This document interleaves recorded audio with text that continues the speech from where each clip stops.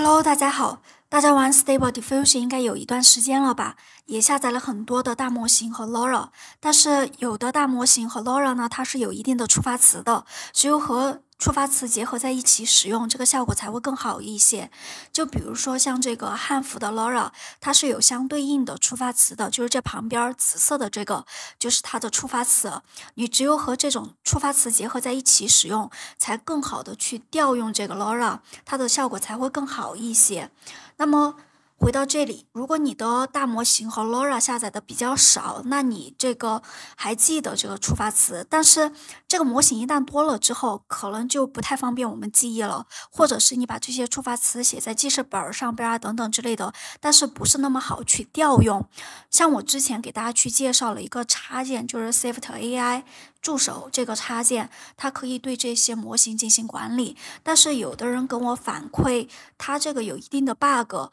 很可能就是扫描不成功，而且只能扫描 C 站上边的一些模型。那从别的一些地方或者自己训练的一些模型就没办法去管理了。那么今天就给大家去介绍另外一款插件，就是这个 LoRa Prompt Tool 这个插件，它可以很好的去管理我们的模型。那这个插件是怎么样的？我们一起来看一下。就比如说像这个汉服的这个 LoRa， 对吧？然后你点击它，它会在这里去调用这个 LoRa，但是它还有相对应的触发词。我们鼠标右击，然后我们点这个汉服，你可以看一下它的触发词就放过来了，就是这个，你可以看一下一模一样的这个触发词。还有一个，你鼠标右击。你还可以加入示列图片的提示词，就是这些图片，你可以看一下，这些图片都是 C 站上边扒拉下来的。那么就是这个，就是这些图片，可以看一下的。那么你点这个图片，它就可以把这个图片的提示词，然后就是自动的，就是转到这个提示词框内了。然后我们再把这个清除掉。我们再看一下下边，它还有示列图的提示词和它这个图的一些参数，它也可以去调用。但是我觉得它这个还是有一定的问题。你可以看一下，它这个地方都不对，你看大小很明显是不对的，对吧？然后还有等等一系列的，比如说这个我没有它相对应的底模，我给大家去就是说介绍一下。我们先把这里清空，我们刷新一下嘛。我们就以一个我有的，比如说像这个国风3，然后就是它这个图，你可以看一下它的提示词是对的，然后但是它下边你可以看一下这个地方大小是不对的，而且它的这些放大算法啊这些都是不对的。比如说我们在这里生成，它是没办法去生成这张图的，是有问题的。可以看一下是有问题的，没办法去调用，它是什么原因呢？比如说，我们可以看一下哈，我们在 C 站上边去找国风3的模型，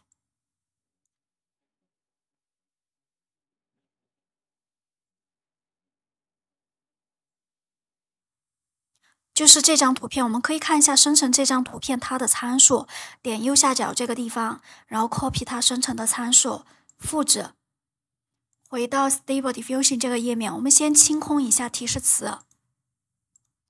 把我们刚刚复制的东西粘贴到这里来，然后这里是它的正反向提示词，下边就是各种的参数，我们可以看一下，这个是比较重要的，这个是噪声种子偏移，它是还原图片的，这是大小640×1024，我们再往后看，这是它的采样方法，这是跳过层是2，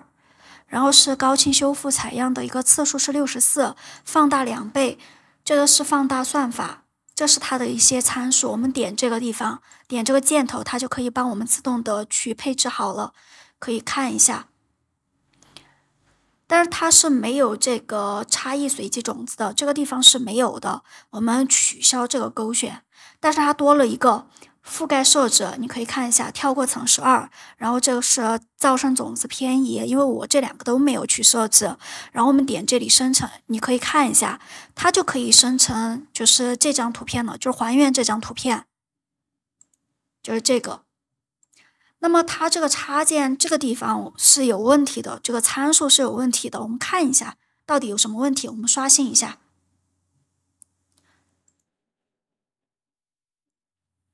同样，我们鼠标右击，然后点这个，点它，它的这个正反向提示词是对的，没有问题。然后我们再往下看，它的放大算法是错的，它没有去识别是这个放大算法。然后它的高清修复采样次数也是没有识别出来，它是64的一个次数，大小也是不对的，是640×1024。然后我们再往下，它是没有这个差异随机种子的，它这个地方是应该错了，应该是那个噪声种子偏移，所以我们这个不勾选。那个噪声种子偏移呢，它是在这个地方，我们点设置，然后这里有一个采样器参数，下边这里就是噪声种子偏移，就是这个东西，它是建议31337的。它不影响我们平时生成图片的。设置好了之后，我们点保存，然后回到纹身图这个地方，它的跳过层是2，其他的参数我们也已经改掉了。改掉之后，我们再点直接生成，你可以看一下，它就可以还原我们这张图片了，可以看一下。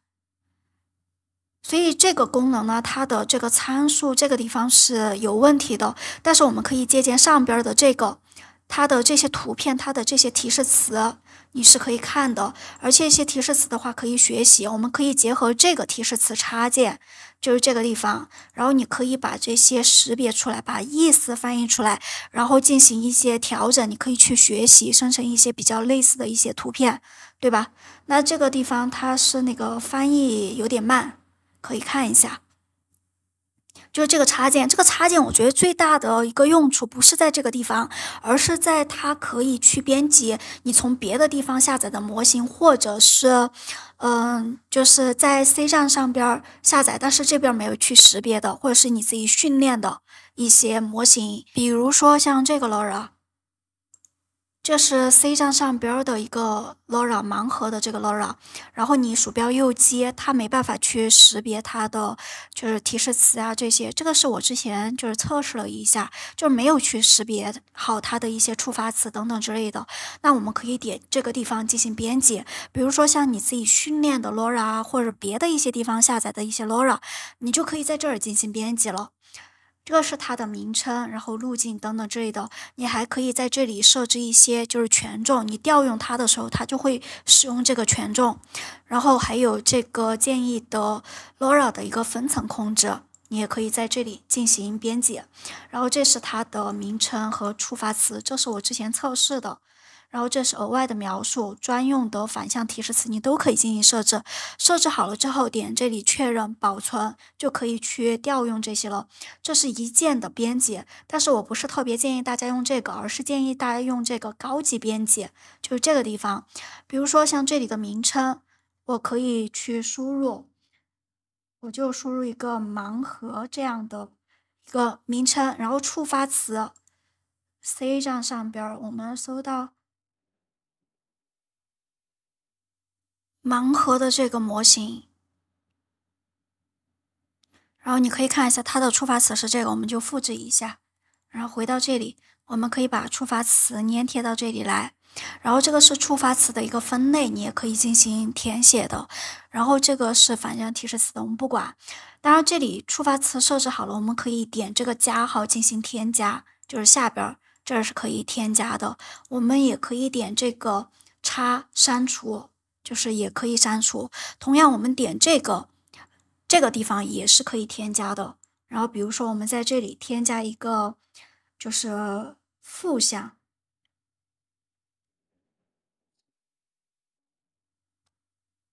然后这个是它的反向提示词。比如说，我就随便复制一个它的反向提示词，粘贴到这儿来。然后这里你反向提示词，你这后边要填写 y。你也可以继续的编辑添加都是 OK 的，然后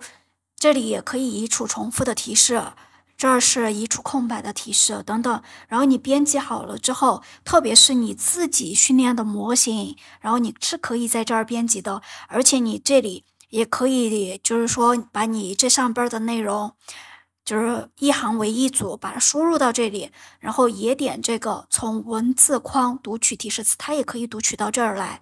明白了吗？然后如果你是 Dreambox 模型，然后去就是训练的，那你也可以点这个，直接去抓取它的一个触发词，也是 OK 的。然后这里你保存好了之后，对吧？然后回到这个纹身图，你可以看一下，就是这个盲盒的这个，你鼠标右键，你可以看一下，我们刚刚点的这个盲盒，我们先把这里清空掉，就是这儿清空掉。然后我们刚刚输出的这个盲盒，对吧？比如说我们点它，先点它去调用这个 LoRa，然后我们可以鼠标右击输入这个盲盒，你可以看一下它的触发词就已经调用好了，就是这个，就是我们刚刚设置的。而且这里我们不是输入了一个负向，就是这个反向提示词吗？然后我们点它，它这个反向提示词这个地方就可以帮我们去录入进去了。就是我们刚刚进行设置的，而且这里是我们建议的模型设置，就是这个建议的这个权重，我们点它，你可以看一下，就是我们刚刚设置的这个 LoRa 调用的一个权重是0.6，它直接是这样去调用的，所以你直接点它调用的是1的一个权重，但如果你是调用的那个建议权重，就是我们刚刚设置的这个0.6，明白了吗？是可以进行编辑的，不管是在 C 站上边啊，还是你自己训练的模型，都是可以在这里进行编辑的。除了这个，像 C 站上边，比如说像这个，就是这个模型，我们也可以就是进行编辑。现在是啥都没有，对吧？但是它是 C 站上边的一个模型，我们点这个编辑，然后来到这个页面之后，我们同样点到这个高级编辑里边，然后我们可以直接从 Swift AI 抓取配置文件，我们点它，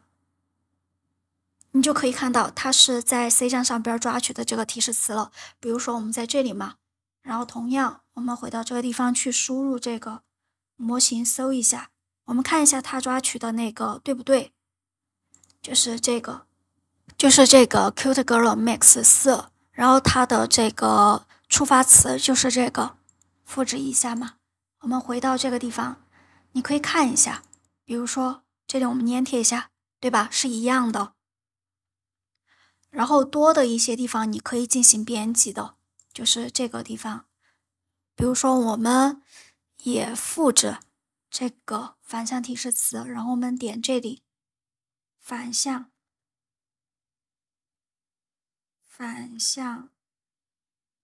提示词，然后这个地方它的触发词我们这里还可以改名字，我们就改成触发词都可以。反向提示词我们把刚刚那个粘贴到这儿来，然后你反向提示词这后边就是要设为 Y， 就是这一块，然后设置好了之后，你可以点这里保存，然后保存好了之后，我们回到这个纹身图这里，然后我们就是这个模型，我们鼠标右击，然后你就可以看到这里是它的触发词，对吧？我们先调用一下这个 LoRa， 可以看一下是调用了，然后我们再把这个触发词点上，可以看一下就是这里，然后呢，我们把这里先删掉，这个是反向提示词框，然后这里有一个反向提示词，点它，你可以看一下，就是这样的。大家可以下来去看一下，然后你从 C 站上边抓取的这个文件之后，它会有这些示列图，你可以看一下，这是抓取的示列图，等等，都是可以进行编辑的。明白了吗？这个是这个插件非常的方便，大家下来可以去试用一下。然后你看一下它的一个就安装方法，跟我们平时的这个插件的安装方法是一样的。我们这个地址会分享给大家。来到这个页面之后，你点这里的鼠标绿色的这个地方，然后点它，复制一下这行命令，回到 Stable Diffusion 这个页面。然后点这里的扩展，从网址安装，把刚刚那个命令粘贴到这里来，点这里安装，安装好了之后，它这里会出现它安装的地址，然后你再点这个已安装，应用并重启就可以了。如果这里因为网速等原因下载不下来，你可以点这个地方，同样复制这个命令，然后我们回到这个 WebUI 的一个目录，然后找到 Extensions 这个文件夹，然后来到这里之后，我们鼠标右击在终端中打开，可以打开这个界面。没有的话，你就在这里输入 PowerShell 或者是 CMD 都可以，然后再按那个 Enter 键，它也可以进入这个窗口。然后我们在这里输入 Git clone， 把我们刚刚那个命令粘贴到这里来，然后再 Enter 键进行运行。我这里就不运行了。然后你运行好了之后，它会自动下载这个插件。这个是第二种方法。第三种方法呢，就是回到这个页面，然后你可以下载它的压缩包，就是这里有个 Download， 你可以点这个地方下载它的压缩包。下载好了之后，你要进行解压，解压好的那个文件，你同样放到这个 Extensions 这个文件夹下边来。然后放好了之后，重新启动你的 WebUI 就可以使用这个插件了。